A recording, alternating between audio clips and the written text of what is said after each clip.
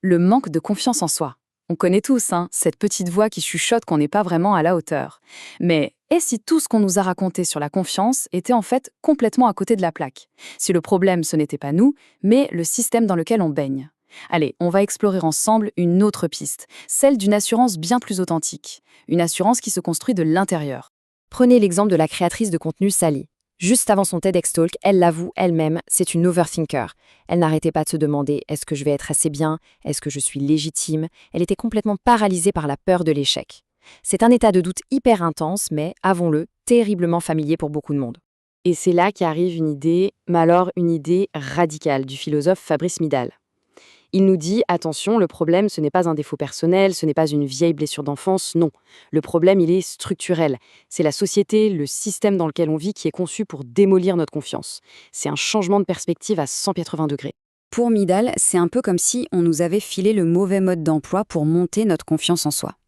Du coup, on se sent défaillant, mal fichu, alors qu'en fait, ce sont juste les instructions qui sont mauvaises depuis le début. On court après le mauvais lièvre. Et voilà la distinction clé qu'il faut absolument comprendre. D'un côté, il y a la certitude. C'est le piège, c'est cette quête un peu folle de vouloir tout contrôler, d'éliminer le moindre doute. C'est rigide, c'est impossible.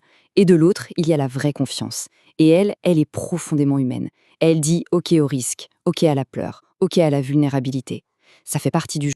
Midal donne même un nom à ces systèmes, le capitalisme psychique. Qu'est-ce que c'est ? C'est cette pression constante à la performance, cette machine à comparer nos vies à une norme qui, en plus, n'existe même pas. On est jugé, évalué, noté en permanence, et ça nous fait culpabiliser de ne pas être des robots parfaits. Et ça, Sally, elle l'a vécu de plein fouet. Après une interview qu'on a jugée mauvaise, elle s'est pris une déferlante de critiques en ligne.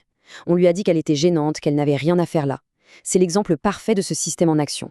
Un jugement public hyper violent, dont le seul but est de casser la confiance.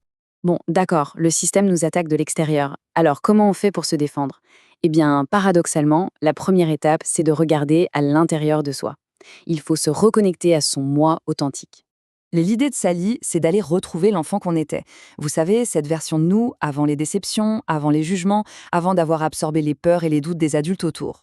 C'est là, dans ce noyau pur, que se trouve la base de la vraie confiance. Et Fabrice Midal, il a une image pour ça que je trouve magnifique, la théorie du bourgeon. Il dit que la confiance, ce n'est pas un meuble Ikea qu'on assemble à partir de rien. Non, c'est comme un bourgeon, une force de vie qui est déjà là, en nous. Notre boulot, ce n'est pas de la construire, mais d'être son jardinier, l'arroser, en prendre soin et la laisser grandir. Une fois qu'on a fait cette reconnexion intérieure, il faut passer à l'action. Et c'est là qu'on inverse complètement la logique habituelle. Attention, la confiance, ce n'est pas ce qu'il faut avoir avant d'agir, c'est ce qu'on obtient après avoir agi. C'est le résultat. Tenez-vous bien, Sally a partagé un chiffre assez dingue issu de ses recherches. En moyenne, on a environ 60 000 pensées par jour. C'est un flot incessant qui sculpte notre vision du monde. Mais le plus fou, c'est que 90% de ces pensées sont exactement les mêmes que la veille. C'est comme ça qu'on se retrouve piégé dans des boucles de pensées négatives qui finissent par devenir nos croyances profondes. On tourne littéralement en rond dans sa propre tête. Alors, pour casser cette boucle, Sally propose un petit exercice hyper simple. Chaque soir, on prend un moment pour noter ces pensées qui reviennent le plus souvent. Si elles sont négatives, on les switch activement.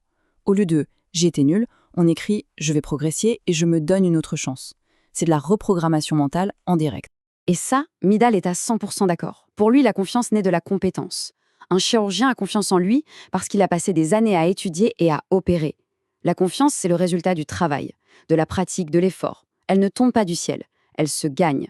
Bon, on a parlé de l'intérieur, de l'action, mais il reste un énorme morceau, les autres. Évidemment, pour bâtir sa confiance, il faut apprendre à gérer la pression sociale et le regard des autres. C'est l'heure de couper les fils. Sally utilise une métaphore qui parle à tout le monde, celle de la marionnette.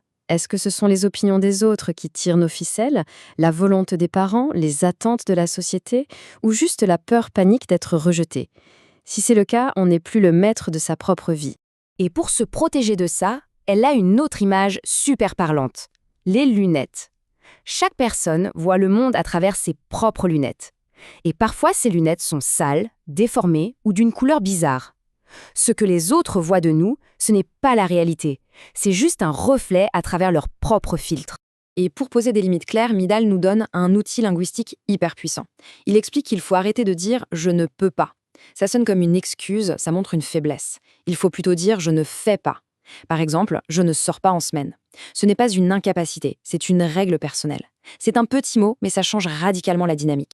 Pour finir, il faut bien comprendre que la confiance, ce n'est pas une destination qu'on atteint un jour et c'est terminé. Non, c'est une pratique de tous les jours. C'est un engagement quotidien avec soi-même. Et cette pratique, elle repose sur 2 grands piliers, inspirés par une règle de l'acteur Denzel Washington. D'abord, l'honnêteté, reconnaître sa part de responsabilité sans pour autant s'auto-flageller.